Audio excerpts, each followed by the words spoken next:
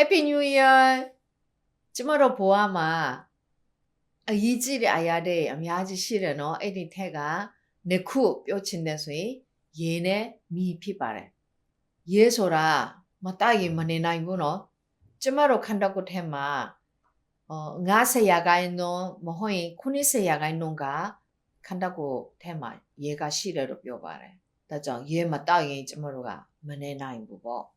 အရေးကြီးတယ်ဒါမဲ့ရေနဲ့ရေချိုးတဲ့အချိန်ရှိတယ်ရေမချိုးပဲနေရင်လည်းရမလားအရင်နန်းတယ်နော်ဒီပတ်တယ်နော်လိုအပ်တဲ့အရာဖြစ်တယ်အရန်ကောင်းတဲ့အရာဖြစ်တယ်ဒါပေမဲ့တခါတလေမွန်တိုင်းရေကြီးလာမယ်ဆိုရင်လူတွေဒုက္ခရောက်တယ်တော်တော်လေးဒုက္ခရောက်ခဲ့တယ်ဘယ်နဲ့ခုနည်းလဲမသိဘူးမမမိဘူးအဲ့ဒီအချိန်မှာနာဂီမွန်တိုင်းရှိခဲ့တယ်နော်ကျမလင်းမယားဆိုတာအဲ့ဒီအချိန်ဂျပန်မှာတင်ဒါရှိလို့ခဏသွားခဲ့တယ်ဂျပန်ရောက်ပြီးနောက်နေ့မှာအဲ့ဒီနာဂီမွန်တိုင်းဖြစ်လာတယ်ကျမတတမီကအဲ့ဒီအချိန်10နှစ်9နှစ်လောက်ရှိတယ်မြန်မာပြည်မှာကြံခဲ့တာအရာစိတ်ပူခဲ့တယ်ဒါပေမဲ့ဘာမှမဖြစ်ခဲ့ဘူးအဲ့ဒီအချိန်အရန်ချီးတဲ့တိပင်တွေကဒီတိုင်းဒီသူ့ရဲ့အမိထီအားလုံးပြုတ်သွားပြီးမှလေးကြတယ်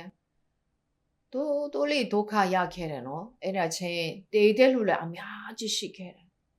ဒါဆိုအဲ့ဒီထဲမှာကိုမပါပဲမိသားစုအားလုံးဆုံးသွားတယ်လို့လည်းရှိတယ်ဘလောက်ဝန်းနေမှလဲဘလောက်ဒီမွန်တိုင်းကိုမုန်းမှလဲဒါဆိုရင်ရေကိုမုန်းတယ်ဆိုပြီးတော့ရေမတောက်ပဲနေနိုင်မှလားရေကိုမုန်းတယ်ဆိုပြီးတော့ရေမချိုးပဲနေတာကအကျိုးရှိလားရေကိုမုန်းမယ်ဆိုရင်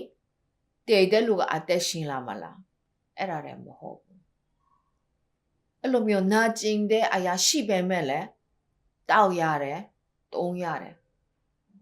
ဟုတ်တယ်နော်မီးလည်းတူတူပဲမီးလည်းကျမတို့ကဟင်းချက်တယ်ထမင်းချက်တယ်အများကြီးအလုပ်လုပ်တယ်ဒါပေမဲ့မီးလောင်ပြီးမှအိမ်ကလုံးဝလောင်သွားပြီဆိုရင်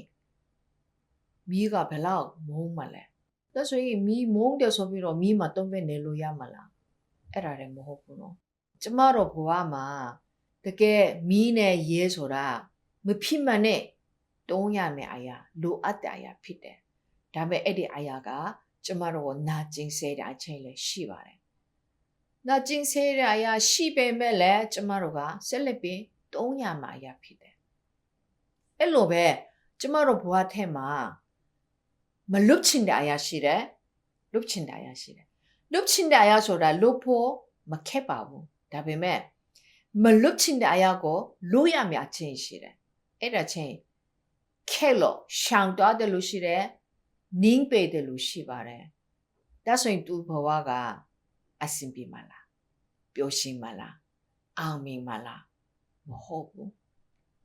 မလွတ်ချင်တော့လဲလို့ရမယ့်အရာရှိတယ်အဲ့ဒါကကျမတို့ရဲ့ဘဝဖြစ်တယ်ဘဝကလေခက်ခဲတဲ့အရာလည်းဘာမှမရှိဘူးအေးဆက်နေချင်တယ်နော်ဒါပေမဲ့ကျမတို့ဘဝဆိုတာအဲ့လိုပဲနေမယ်ဆိုရင်စိတ်လည်းမဝင်စားဘူးပြီးတော့မကြမ်းပါဘူးတိလားခလီကလေမွေးဖွားလာတယ်10လပိုင်း17လပိုင်း12လပိုင်းမွေးခါတွေကအဲ့လိုမျိုး12လလောက်ရှိမှဆိုရင်လမ်းလျှောက်ချင်တယ်ခလေးကကင်ပြီးမှမတ်တရက်တယ်ဒါပေမဲ့ပြုတ်ကြလို့လေးကြသွားလို့နဖူးမှတညာဖြစ်တယ်အမျိုးမျိုးခဏလေးကြတယ်ဒါပေမဲ့ခလေးတွေကကြောက်တယ်လာမလျှောက်တော့ဘူးအဲ့လိုမျိုးခလေးတရားမှမရှိဘူးကျမရဲ့မီးရှိတယ်သူလည်းကင်ပြီးမှမတ်တရက်ဒါပေမဲ့ပြန်ထိုင်ချသွားပေမဲ့လည်းပြန်ထားတယ်ပြန်ထိုင်ချပေမဲ့လည်းပြန်ထားတယ်လုံးဝလက်မလျှော့ဘူးအဲ့ဒါနဲ့သူတို့ကတနည်းပြီးလမ်းလျှောက်တတ်တယ်